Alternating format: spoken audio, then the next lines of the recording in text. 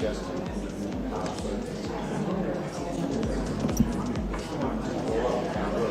Why? But they also want to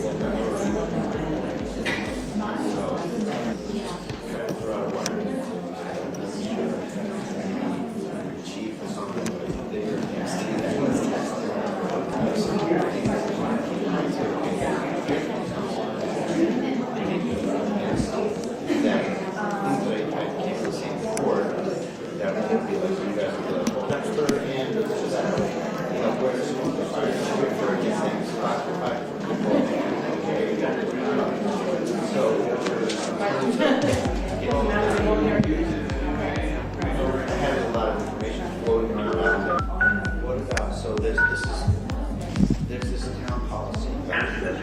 There are two parties to conference, including you. Drug test employees. Looks like they neither one was tested. So is that a PI or someone say, oh, let's keep an eye on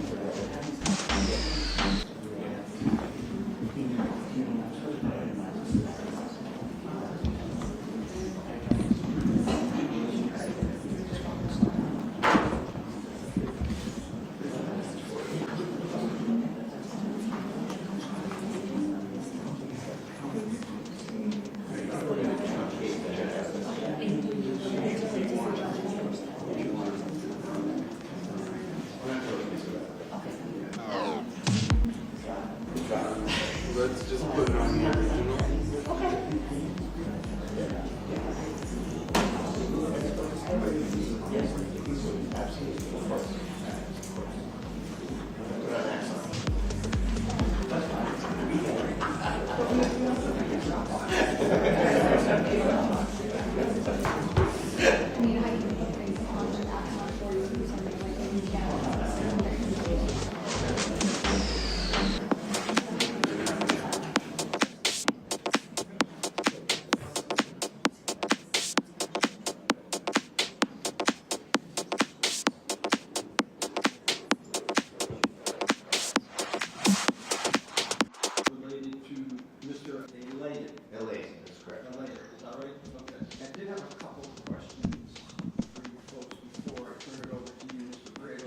Does the Commonwealth intend to call Mr. Alain at the trial? Yes.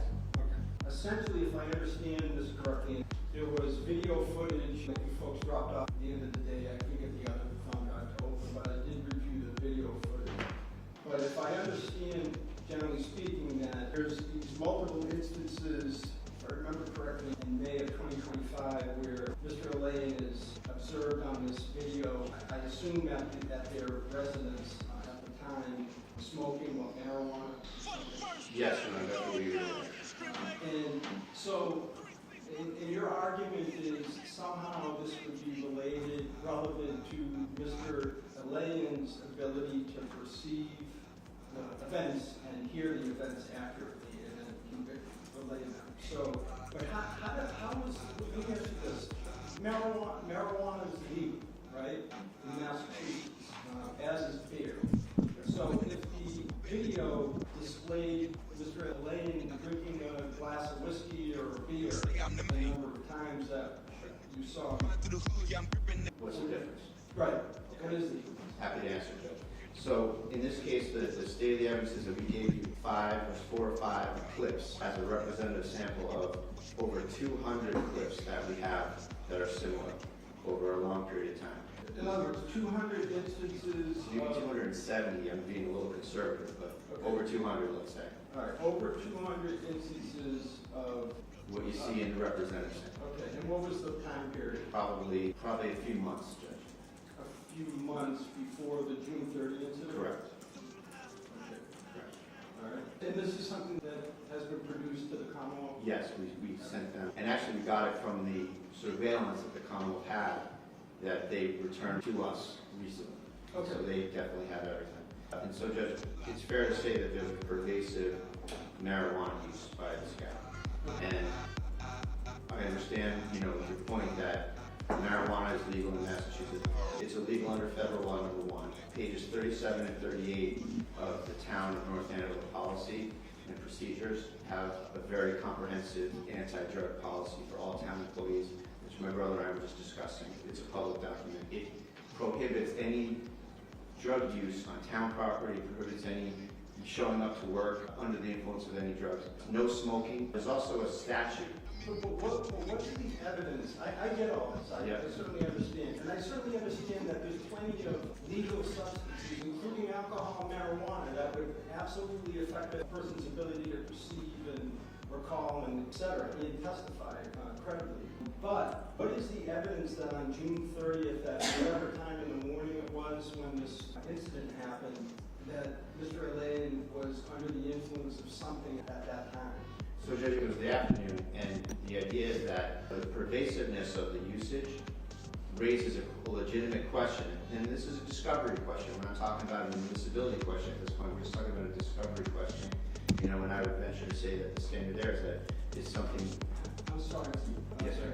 But the case law is clear is that this can't be. I just was reading Connell versus Jones, I think, which is clear that this can't be. Rule 17 can't be used as a discovery tool.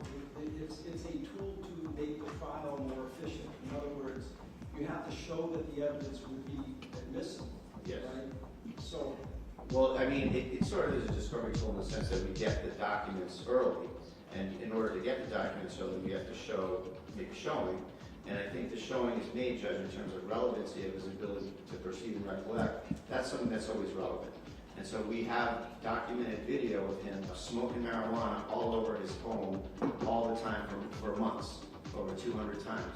And so the pervasiveness of it, I would suggest, points to that there's a problem, number one. Certainly a problem with this guy. And number two, Your Honor, that there's likely to be overlap with his work schedule as a firefighter, where it would certainly come into contravention of town policy, which prohibit showing up to work under the influence of marijuana, and that would trigger the further town policy, which is that if there's an incident, there should be random testing of town employees. And so we think there's a good faith basis to say, give us this early, Your Honor, that if he's been tested at work and he tests positive at work, he's been given breaks at work, he's been put in rehab from work. How would that be admissible? So Let's assume even 2 days before, on the 28th, his screen came back at his employer for positive use. sure. Okay, so then what? So I have a good faith basis to ask him on the stand, were you smoking on when this happened? Do you remember these events accurately? Do you even know what you were doing when you were in that basement? You're taking your baby under the influence of marijuana. You don't think you have that good faith basis to ask that question now? Well, there's always, 200. I don't need to tell you, Your Honor, trial lawyers are worried about when the guy says no. And that's why it's a discovery matter in terms of, ultimately it would be a discovery matter to get the stuff. But, the lawyer is always at the mercy of someone saying no. And then if you have the backup, we can, as we say, we can prove it up.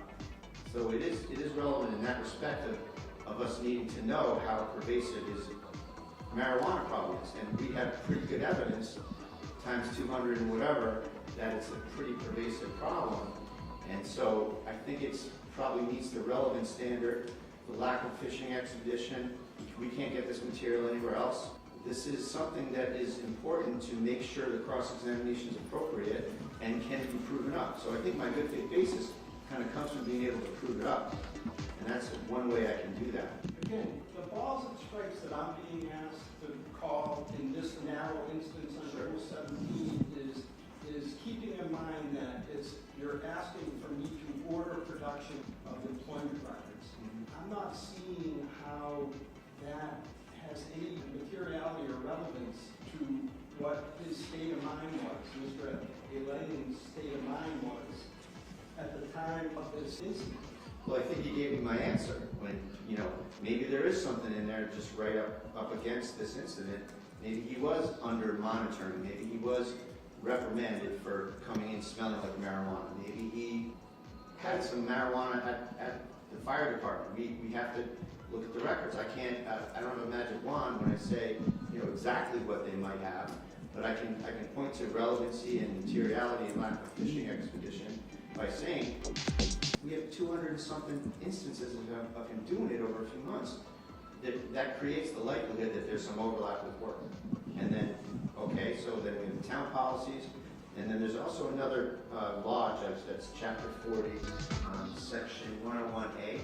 It prohibits hiring of firefighters who smoke for pension purposes. The Commonwealth doesn't want to get into smoke or firemen. So, all of these statutes, and I asked that rhetorical question to start with, but I don't take issue at all with the notion that marijuana can, and especially something that's smoked off, it can affect someone's ability to perceive and then relate what they saw or heard on the stand. It's the idea of getting records that you are fishing for, arguably, no? Because, hold on. okay. Again, I'm constrained because the case law says that this is not to be used as a discovery tool. Now, let me say this. I've been there before, and I know that you're between a rock and a hard place because you have some information, like you do, about the possibility that they'll be in the records, but the SJC has made it clear that you need more, I believe. So, you're the judge, and I respect your ruling. I haven't ruled yet. So I I appreciate it. My thought is that whole business about it not being a fishing expedition, I think that what they mean there is that you can't be held, the defense can't be held to the standard of knowing what the other people have without getting to it. It would be easy if we could say, I know they have 16 reports from 16 days that he showed up smelling like marijuana and stumbling around. But that's never the case because this is adversarial litigation. And so we don't know, and we never do know. So the courts can't put the defense in this catch-22. We have to ask for the records, and it can't be a situation where you have a time machine, you have a magic wand, whatever you want to call it. We don't know. Defense counsels never know. And that it can't mean that Rule 17 means nothing. So you have to interpret this fishing expedition thing as meaning just completely throwing darts. And so what I'd answer to say why we don't have a fishing expedition here is because we have this incredible number of video documentation. And we know that he's a full-time firefighter in the town. And so the likelihood of an overlap is pretty substantial. So that's really all we have. And that's all a defense counsel can ever have, is kind of skirting around the edges. And in fact, arguably, you have more than we often see, right? I think so. Judge. So this is just asking for records that will potentially be able to give me the ability to prove up a denial, I think, if you will. And who knows what he's going to say? I don't know, because he's an adversary. So I'm just trying to get the record as populated as possible. And if I have information, I'll know the parameters of what he's saying is truthful and what is not truthful. And I think it would make for a better cross-examination and a more economic cross-examination if I'm not dancing all around without the benefit of these records. So that'd be my argument, Judge. Thank you. Kamala? Well, I think I just echo much of what you said, and so I hate to do that, but, and echo what he said. He said, maybe, we don't know. That's the definition of a fishing expedition. That's the definition of a discovery tool, and that's what he's looking for, and he well admitted it. He has a basis to ask that question. He could ask the witness on the stand, were you under the influence, or had you smoked, or anything like that. He has a good faith basis to do that. I wouldn't object to that question. I think it's a fair question based on the landscape that we have here. And the answer is what the answer is. And that's often the case. So I would suggest to you, he has not met his burden, and the court should deny the motion. Mr. Brady, anything else? No, Your Honor, thank you. No, on that. No, that's all I have for that, yes. So I'm going to issue a more formal ruling later, but the motion is denied because the defendant has not met her threshold requirement under the Lampon protocol. And as I said, I'll be more specific in my written ruling later. So, I thought we would then go to the defendant's motion in limine. Mr. Gubitosi, at the last hearing, you said something to the effect of that this is a very simple case, straightforward about what happened in the bedroom. I'm glad to see that the defense seems to agree, because in this particular motion, Mr. Bradle, you wrote the narrow issue here is whether Ms. Fitzsimmons committed an assault with a dangerous weapon against Patrick Noonan on 30/2025 in the bedroom, et cetera, et cetera. I point out that you folks agree, so I agree that we at least have an agreement on a starting place. Let me ask the Commonwealth on the defendant's motion.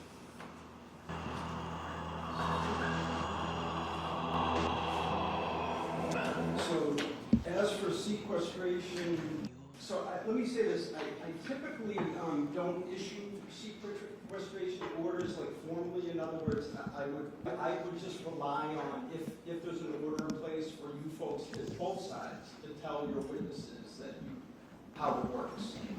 So does the Commonwealth object to a reciprocal sequestration? Sorry.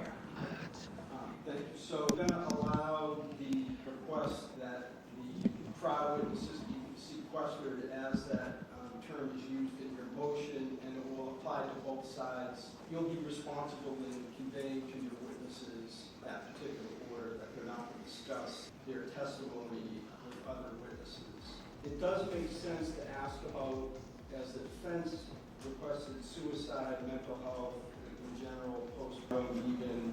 I can formulate some questions related to that.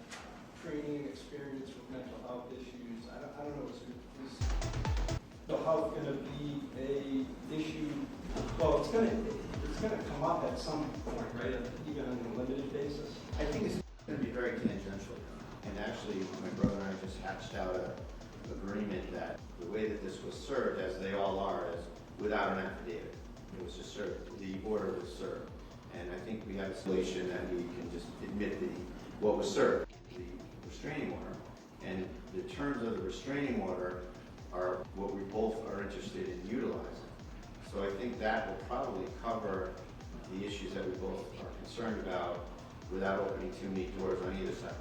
So I guess the question is, do you think I should stay away from 8, 9, and 10, and 11, that being on the Commonwealth's request, or do you think that those things are worth asking about? So I have an objection to 8, 9, and 10 because I think it's kind of suggesting things that aren't going to come up. For mental health disorders, I don't think that's really going to be something that's going to be discussed at this trial. Or a lot of But you folks are asking about suicide, so wouldn't that beg the question? No? I mean, obviously there's many reasons that people commit suicide. Not necessarily. I don't want to invite some sort of wide-ranging exploration of Ms. Fitzsimmons' medical history. Not to suggest there really is anything that's awful. We have postpartum depression. Whether that becomes an issue in this case, I don't expect so. I think she was served with an order that did 4 incredible things to her life and would do 4 incredible things to anybody's psyche. She lost her 4-month-old child completely out of the blue. She's home with her baby in sweatpants having fun. She loses her 4-month-old child. She's betrayed by her fiance. Her marriage is over. It ain't gonna happen necessarily. And you can picture her sort of almost having this realization. Her job's over. Her guns are gone. Again, she just got them back. There was a 100-page report clearing her of anything and putting her back at work. She was going on the schedule in 3 or 4 days. The other thing is that she was completely humiliated in front of her own work friends and colleagues. So I don't think we need to really go to dig up any sort of diagnoses, especially something as common and expected in a woman as postpartum depression as a reason for wanting to end it all in a brief, half-hearted manner. So the bottom line is you object, the defendant objects to 8, 9, 10. How about 11? Just the training related to mental health. That one.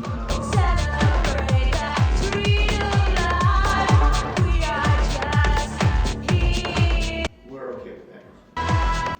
So 8 to 10. So let's just take them a bit at a time. Commonwealth, from your perspective as to 8, 9, and 10.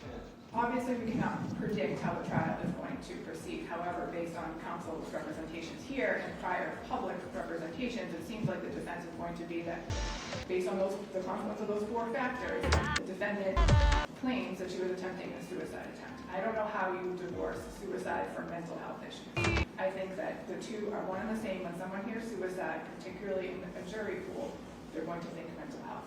I think it's going to come up that why did Justin have it, it's not guaranteed to come up, but the fact of the 209A order suggests that there was a reason why a neutral magistrate determined that Mr. Alien should have custody of the child. So I think mental health is an integral part of the case. The Commonwealth is not shying away from that.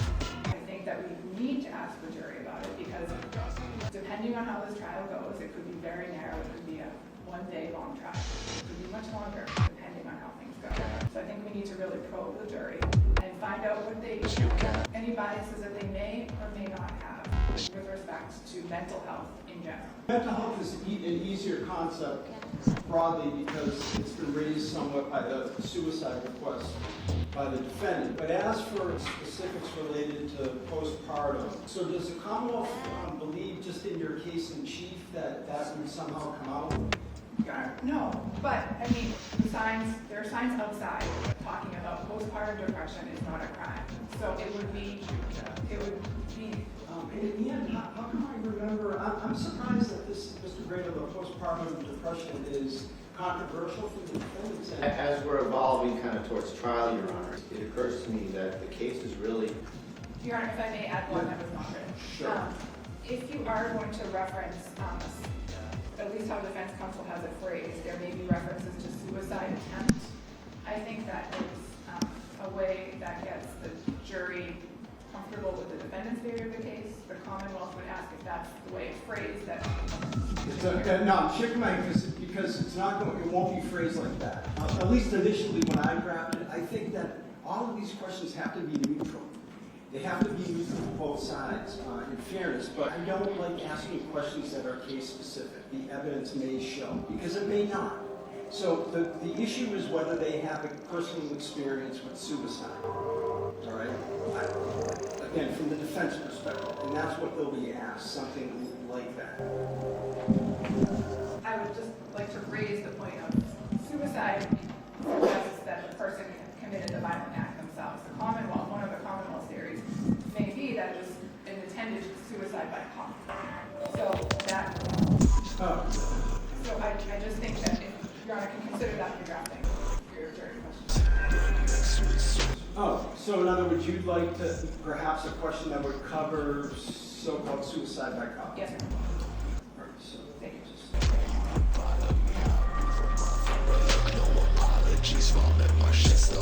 I'm not sure that I'm that creative.